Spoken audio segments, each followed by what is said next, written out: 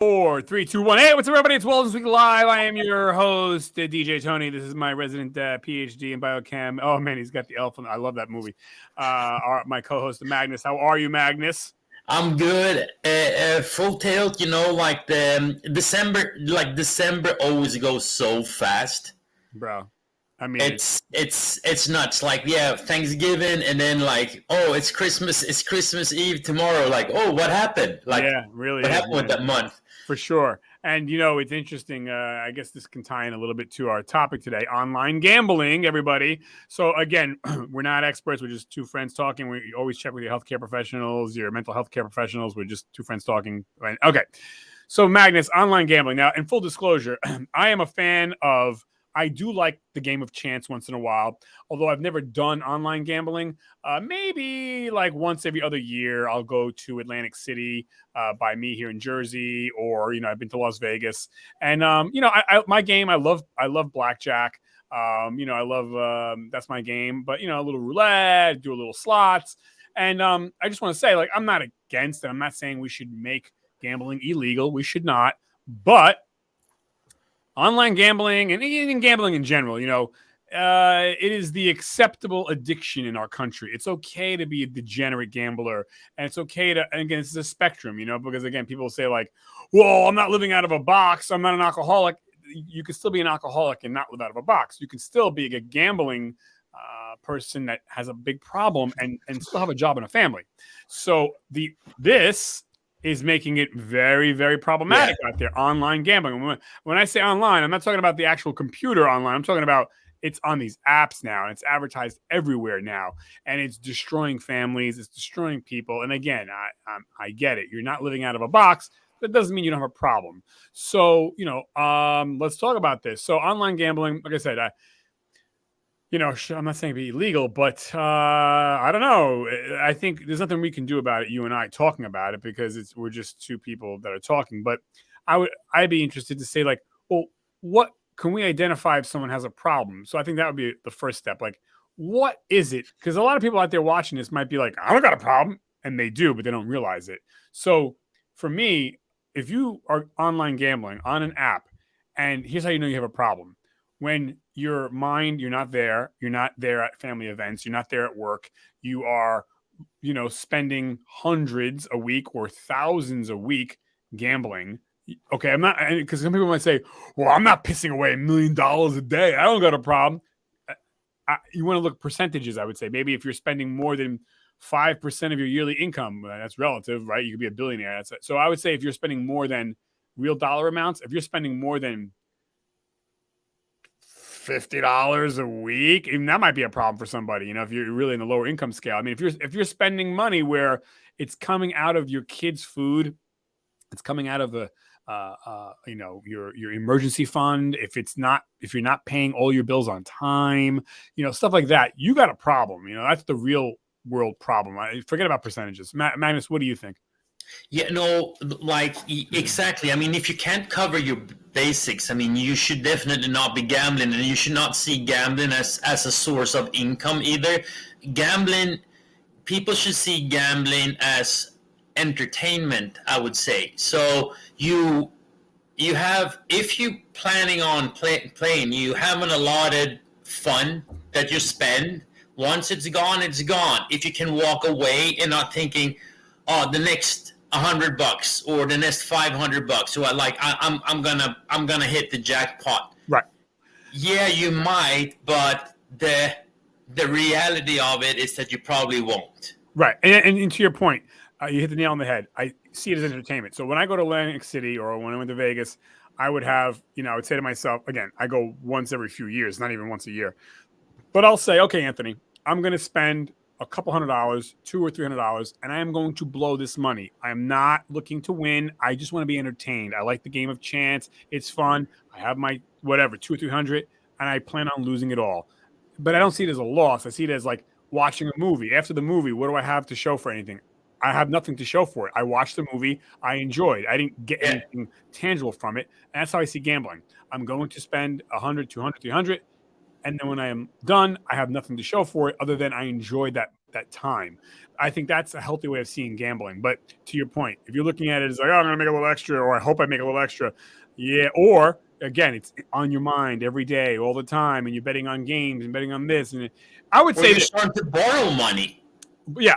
You start to borrow money to kind of fulfill. I mean, the craziness is that I don't think that people understand how many people basically go financially bankrupt and they put themselves in severe debt and just using their phone, gambling on their phone, just like you mentioned. And also, like, I also find it interesting that a lot of these companies are starting to, so the company is actually like, it could be in tax safe haven. So they're basically located in a place where they're not paying any taxes. A lot of gambling there's a lot of taxes on gambling. So you actually see money going back to the community in some way or form through taxes also, which, I mean, I definitely, if you're gambling, I rather approve you doing that than just taking some offshore like company that they're just hustling people as much as possible. And I think this is kind of the biggest problem too. I mean, like, we went through a big issue with online gambling when it was on computers. Now we're seeing kind of the next generation of it, and legislation and laws are very slow to start out with, and it causes a lot of problems for like individuals that have a gambling problem. 100%. Yeah. So I mean, like, I don't gamble myself, and I gladly. So let me explain why I don't gamble. So a couple of things. One of the first reason is that my dad's best friend was living in Vegas when I was growing up. So Vegas was one of the cities that I started to visit a lot, and this is probably late 80s. So I got exposed. I mean, I was young, but I still got exposed to casinos and gambling, and I saw it. And once I saw some people gambling, and I'm like, well, you can basically buy a nice car for the money that they just lost in front of me. And we're talking about a couple of minutes of gambling. And this was people with a fair amount. It wasn't like a high roller, but it was a lot of money. Right. That's right. And then when you see this, like, well, there's like, it was so much money. Like the money that was on the table could basically, you could buy a house with it. Right. So that got me a little bit like weirded out. Then when I was reading statistics, like both when we went through like statistic in high school and also like later on, winning the lottery is usually an example that they use. Yeah. And then when you start to see the actual chance of you winning something, it's so small. Right. So it's one thing if you bet once a year, but if you're doing it on a weekly, you have a higher risk of getting hit by a lightning ball than actually winning the lottery. Right. So but you know what? Here's, I would say this too. Here's how you know you have a gambling problem. I would say this, ready? If you have a gambling app on your phone, you have a gambling problem. I think that's it. Yeah. Shit. I mean, it's on your phone. You have a problem, my man. And usually it's the guys. I understand some women, mostly men. If you have the gambling app on your phone, you have a problem. You are inviting cancer into your life. And don't fuck with it. I mean, because the house always wins, ultimately. And I would say, shame on, honestly, our government, because I get it. It helps the communities. It's a tax base. But really, you're going to make money on the worst of people. You're going to make money on the worst of people's predicaments. That's like saying, we're going to tax, but they probably do, cancer survivors or people fighting on their lowest moments. Say, hey, it brings money to the community. You know what?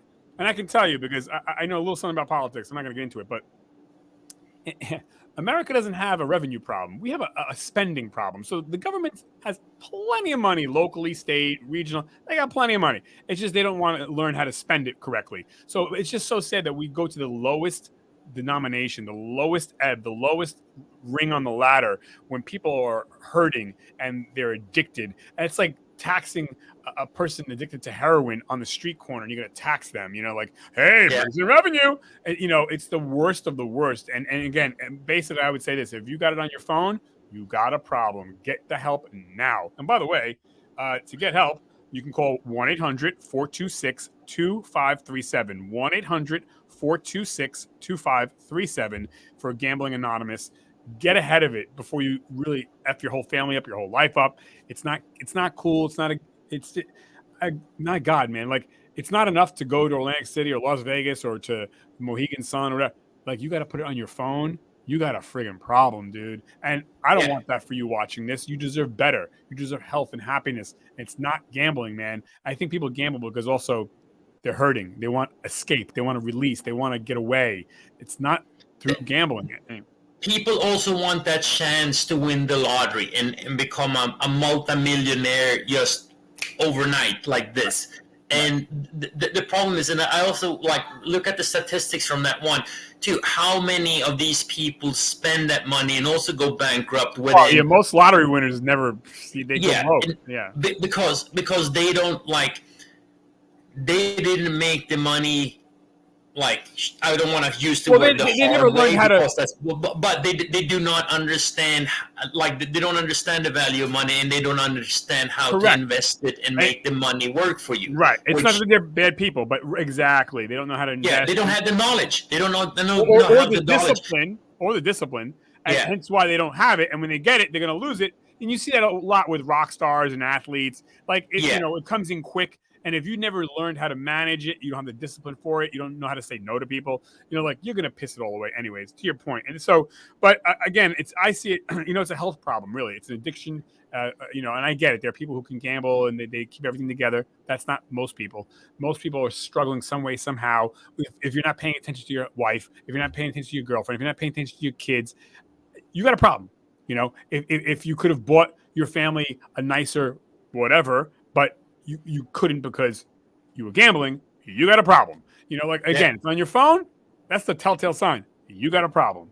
And it's a very macho thing too. Yeah, I put 25 on the Giant. Like, dude, shut the fuck. Stop. You got a problem. It's on the phone. You got a problem. Anyways, anything else, Magnus, before we wrap this bad boy up? Two things. I would love to hear more people their experience of gambling, what their views are. Is there something that they grew up with? Is there something that they're struggling with? I mean, maybe they don't want to talk about it, but there's help out there, and don't be afraid of letting other people know. That's the first step, actually accepting that you do have a problem, and there's help out there. Another thing is that please subscribe. Help us out. Yeah, we're climbing, by the way. Oh, and by the way, also you can go to betterhelp.com or talkspace.com. They also have that's a paid service. I use that for my stress and anxiety, not gambling, but I highly recommend it. And they're not paying me to say, they should pay me. But there's ways to get help, and I get it. I was ashamed to go to therapy for my stress and anxiety. I get it. It's not tough and it's not macho, but actually it is tough and macho because winners seek help. Winners seek advisement. That's what winners do. Winners put a team around them to help them. And it's okay to fail. Get back up and try again. Get back up, try again. Get back up, try again. So anyways, I don't want to see you addicted to gambling. Cut the shit. No more, okay? It starts now. You can do it. I have faith in you. I want the best for you. Okay, Magnus, that's it. Anything for you? That's it. We're good?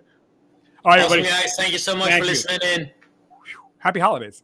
Happy holidays, guys. Okay, 5, 4, 3, 2, 1, bye. Everyone.